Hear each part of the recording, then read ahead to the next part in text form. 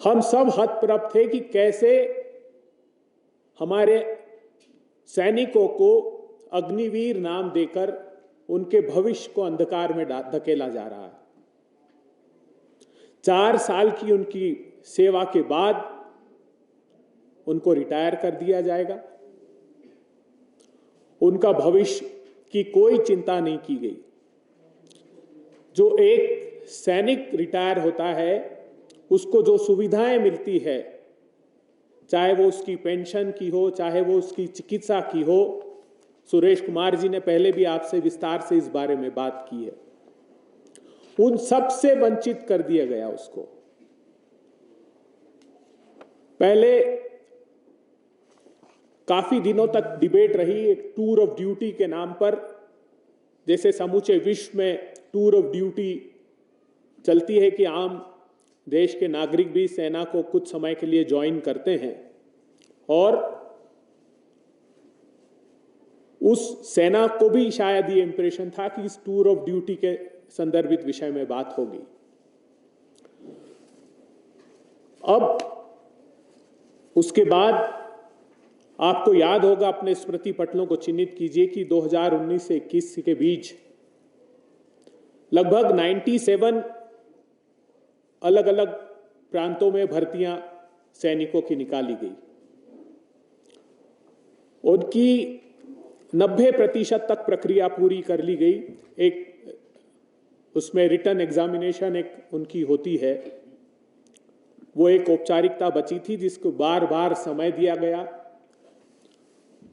Covid के नाम पर भारत की सरकार अपने दायित्वों से पल्ला झाड़ती रही कि वो और समूची कांग्रेस पार्टी हमारे सैनिकों के साथ हो रहे इस अन्याय के खिलाफ दृढ़ता से हम कदम बढ़ाएंगे।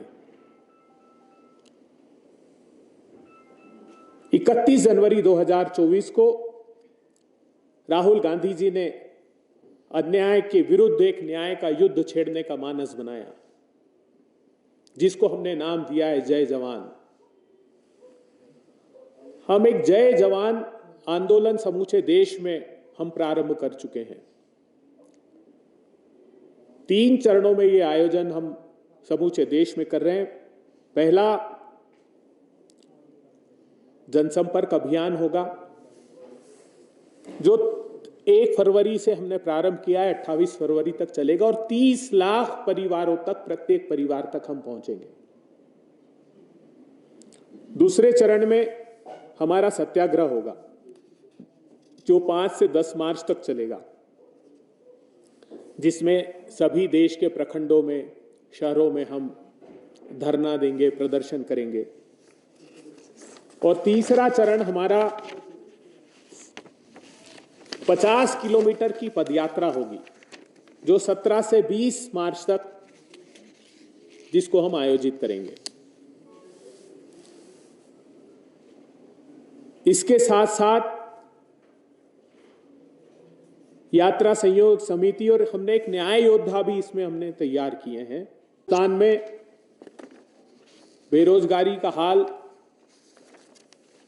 अपने भयावह स्तर पर पहुंच गया है।